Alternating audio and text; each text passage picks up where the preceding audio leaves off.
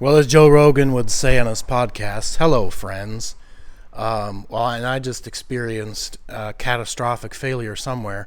I recorded like a 20-minute shop video just moments ago, and as I was explaining my air tanks, which I actually might just do that in another video, this like wolf, it looked like a miniature wolf, fox looking gray and white dog just came running in here, stopped right there, looked at me, turned around. I was filming, and I said, "Hello, whose dog is this?" And it off it ran. I whistled and called. It didn't come back. So I don't know what in the world just visited me, if it was even real. And I don't have the video to prove it anymore. So who knows? But whatever. It's freaky. Anyway, quick update on the shop. I'm gonna try to keep doing these. I'm probably going back on the road in the very near distant future here.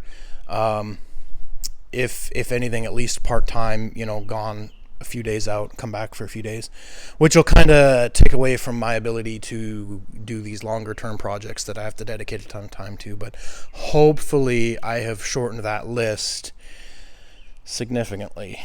If you've been following my Instagram and my Facebook, you know that I have been able to accomplish a ton of stuff, up to and including tearing apart a car and welding it back together.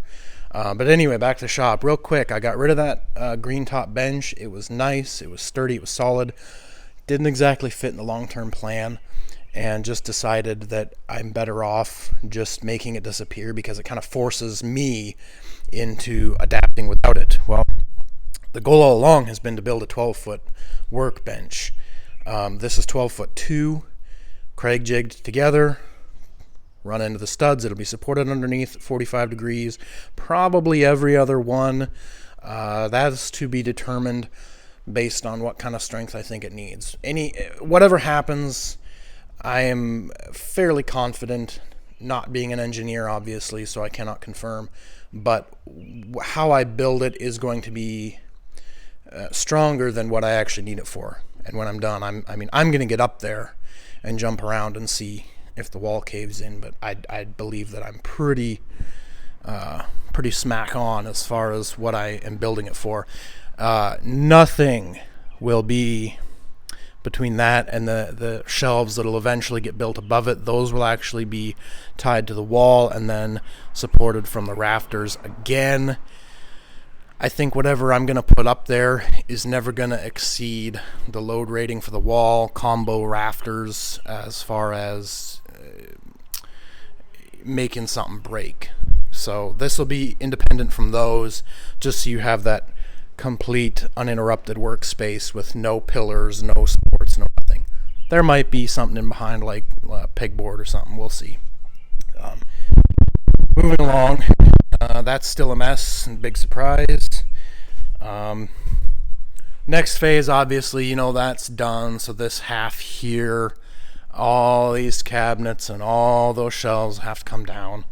I might buy the material here in the near future. Just kind of depends. But yeah, that doesn't belong there, by the way. That was moved out. Which this motorcycle jack, believe it or not, is really good for moving tool benches too, because the other green top, I just jacked it up with that and then put a dolly under each one and literally moved it out and onto the street when the guy came to pick it up that I gave it to, and we just rolled it onto his trailer. These are on sale at Menards. Basically, the idea has always been to probably put some type of storage under here, and you can see I'm adapting it to, mitigate dust from the table saw. The table saw might be enclosed someday if I don't ever upgrade. But yeah, these are on sale, and it's come in super handy because I don't have rolling storage otherwise. But just a quick grab, tools and bits and things like that. Found out that these coffee containers fit perfectly in the two bottom deep drawers. So of course everybody's got their nuts and bolts, and then their screws, and then miscellaneous dedicated project stuff. That's hot glue gun kit in there, and that's just there because I had nowhere else to put it. But yeah, so you buy them, take the wheels off, or don't put the wheels on when you get it, and I bucked them up with just enough 2x4 to make it slide under, and then the big squares, that's where that sits, out of the way of everything.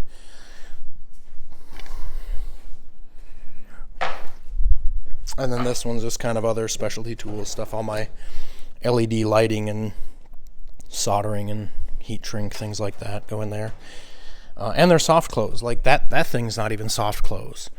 So for what I paid for these, I'd do it again just to have all the features and stuff. But big feature now, I guess, is this bench, which I've had since we lived across town in our rental, and I've just kind of evolved it into the miter saw stand. And so the miter saw is basically permanently attached. It's just by 4 screws. This little 6-gallon shop vac is essentially dedicated dust collection for this saw and that Craig jig. You just have to move the hose for now. It's not the permanent setup. Once this wall is done, I will probably have to enclose the back and build some type of a hood, because it's not perfect dust collection. I mean, it only suctions right here, so you have a little bit of other dust. But if you don't do the back, it kind of accumulates down there and behind there, and you go to blow it out and it gets on everything. So down the road, this will just be kind of adapted more permanently. If I can keep the Craig jig on here, I will, and just do a Y fitting for the dust collection, because normally with this miter saw, you would power it on by turning that toggle switch on, which then gives it power. To incorporate dust collection and avoid hitting multiple switches, I just wired it all into a power strip. Okay, my camera shut off, and turns out my other video did save, but we're well on the way with the abridged version anyway. So yeah, so dust collection, switch on, off, that kind of thing. I'll probably add a toggle switch out here somewhere just to clean up the wiring and make it a little more professional looking. But got a bench being built for the house too. This is for the boots and the shoes, and for the hats and the coats and the bags. I know it kind of looks disproportional. Oh, I can't even back up far enough. There you go. But it's on purpose. I repurposed a bunch of banisters that were given to me for me. So they were kind of the focal point in measuring this thing out. And of course, your dedicated distance opening for your boots, because we have several pairs of Western boots, so they got to be tall enough. But yeah, this has been a project in the works for a while for the house. It'll go in the kitchen. I originally thought to paint it, and I thought, well, that's kind of dumb, because what color are you going to paint it to match everything? And then, well, the choice was obvious: just stain it and seal it. Plus, it gives a chance to show off my expert sanding skills. Oh, wait a minute. No, we're good. So yeah, that's Eva's pretty happy about that, and so am I, because if you've ever been to my house, there's boots and shoes with 2 kids and 2 adults that have multiple pairs of everything for multiple reasons. They're everywhere. You know, they spill 36, 40 inches out into the room and just make a horrific mess. That'll eventually have to come down. Don't look at that mess, because it's built into the walls.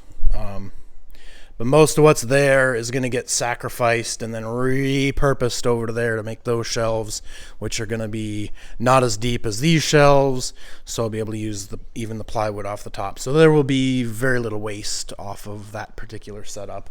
I just have to go back to Menards to finish this one. But yeah, this shop, it moves along. I don't know how many weeks I've been off. I don't know how many projects I've gotten done. I barely know what day of the week it is. But what I do know is that every day that I am home is an opportunity to push harder and grow this concept, this dream, into something that can one day become a reality. And in fact, it already is. I think I'm just a little bit in denial as far as what I've turned Garden City Customs into, between the my half-hearted attempts at custom furniture, which is basically just bomb-proof furniture made from 2x4s that is painted fancy, and the leather work. I've recently gotten a vinyl plotter and have been able to incorporate that into said furniture, because now walls and beds can be more custom for the customer, and it adds a touch to it that only I can provide in my particular styling. It's just a matter of pushing that concept forward and trying to decide how do you balance that with, when I am on the road, the time commitment that I have to give to that is astronomical in comparison to a regular 9-to-5 job. You're not just working 4 days, you are physically gone for 4 days, unable to be here working and touching and feeling anything in here and moving this forward. I can bring other work on the road, and I can bring my sketchbook, and I can bring my computer and work on vinyl designs and things like that. Really probably should start learning 3D modeling, because if this goes any further, eventually there's going to be CNC and 3D printing involved.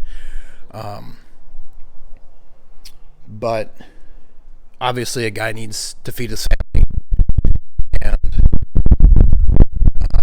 pay the bills. And it's such a strange world we live in now with just the stupidity going on, and how the government's treated it, and how the government treats me, I guess. So, but you roll with it. You take it in stride. I've had to tell people to quit losing sleep over certain aspects of their business revenue, because at the end of the day, there's nothing we can do except to take it in stride, which I think we've done a fairly good job of, based on the amount of work that has been done here and around the house, and just we're not wasting time. We're using the time that's been given us, and taking advantage and bettering ourselves, I guess. I probably should be doing a bit more physical activity, like walking and biking, but you get sucked out here, and then it's game over. You're done working for the day, and it's 11 o'clock at night, and you've lost all track of time. And there's always more to do. I moved the camper yesterday. I got to build beds in it. The ceiling is falling in. I might not have glued one piece, and it just needs to be restapled. Not a big deal. The rest is holding up. I'm not gonna say shockingly well, because I need to take pride and confidence in my work, but it's there. It's working. Everything still works. It's sealed. It did pull nice. I'll have to pull it this year, but more to do on that. More to do over here, more to do over there, and just keep trucking along. But yeah, the goal is just to keep, even if it's just inching along. The goal is progress, period. And I think so far that's been the case. I don't have a storefront. I don't own commercial property. I kind of wish I did. In fact, my dream shop was up for sale a couple of weeks ago, downtown Fremont. Absolutely perfect. Just more than enough square footage than what I would need for a retail space, but it had a little shop in the back. It had a 2-bedroom apartment above it that overlooked Main Street with a balcony on the back, and I believe off-street parking. I'm not quite middle-aged. I have a full-time job and debt. I can't just chuck $350,000 at a dream right now, as much as I wish I could. But wealth gained hastily is quickly lost.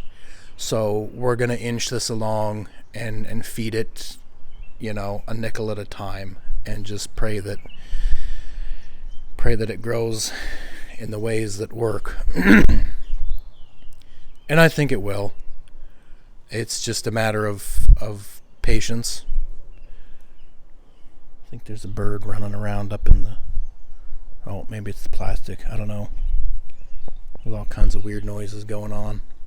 But anyway, I'll quit rambling. Oh, there's my barrel over there. That's going to be an electrolysis tank. I should probably get the plumbing for that at Menards too. Speaking of Menards, if anybody has done well during this stupidity, it's Menards.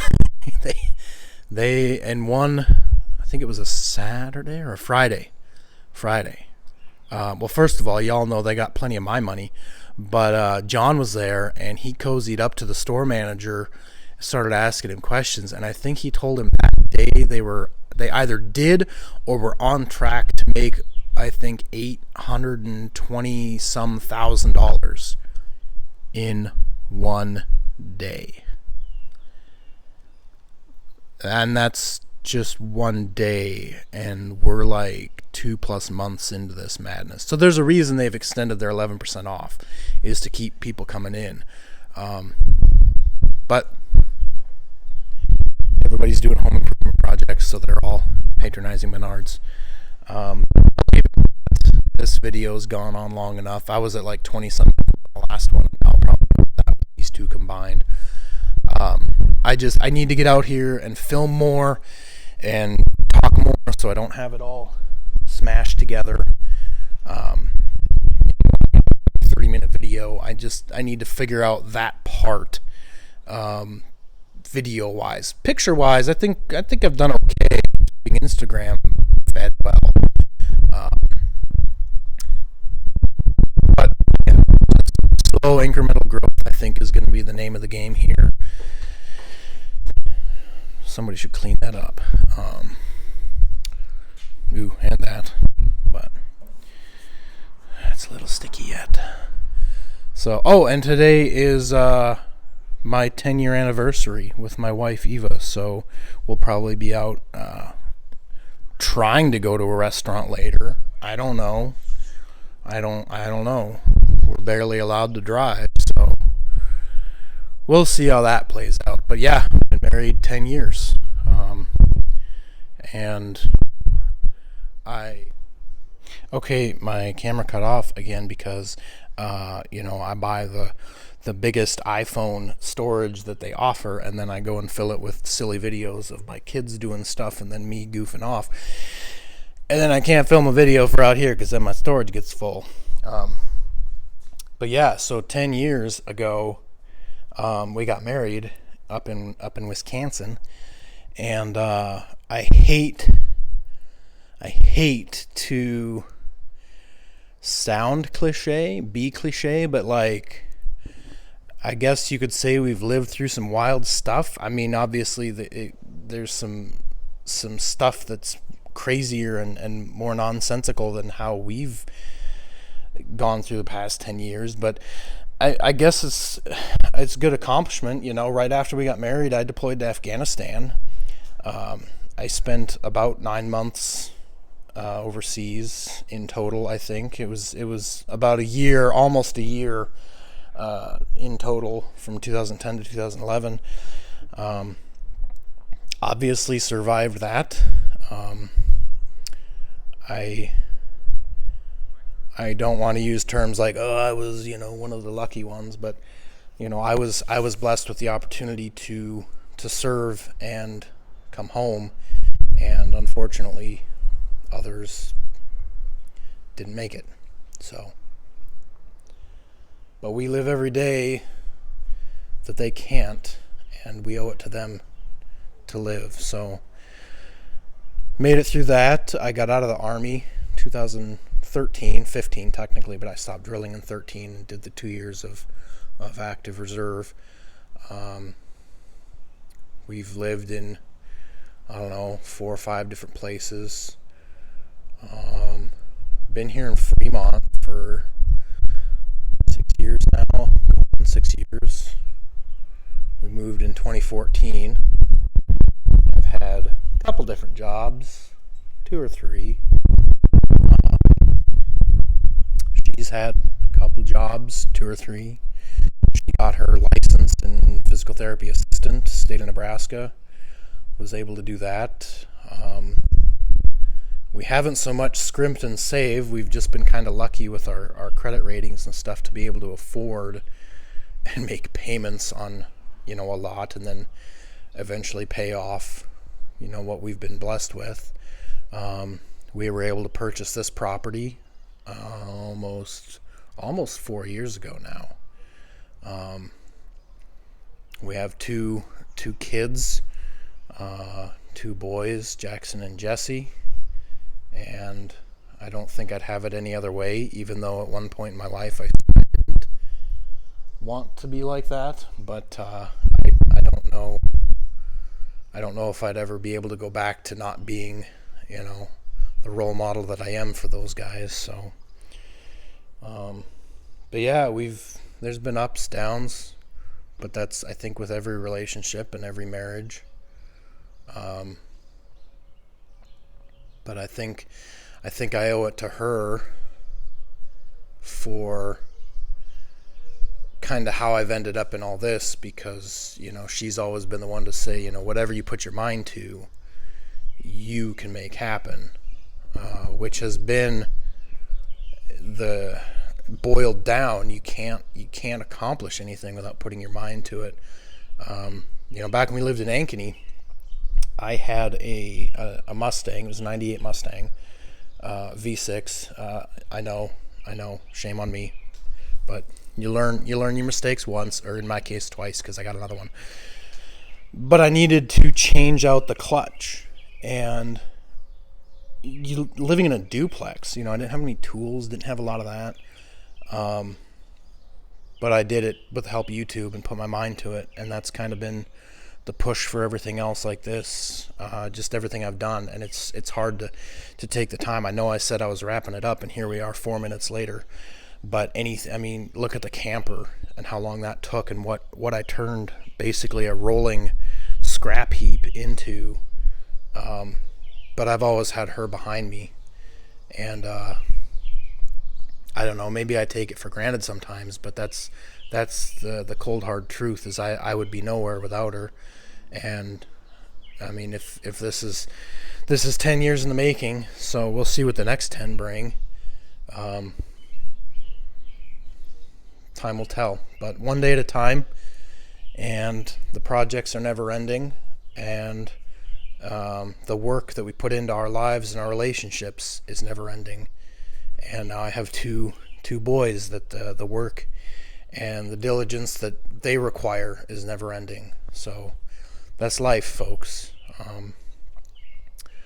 And we just like I've had to tell John this whole time with the virus and the stupidity is, tomorrow's not guaranteed. We don't know about tomorrow. We just work through today and plan for tomorrow, but we're not guaranteed it. And I guess as I believe it was Forrest Gump, he said, and that's all there is to say about that. So I will quit rambling now. There's plenty to do today, plenty to clean, plenty to work on. That's still sticky, so I gotta let it dry. So, and I'm about to sneeze, so I'm gonna end this video before you hear me sneeze 150 times and throw the camera.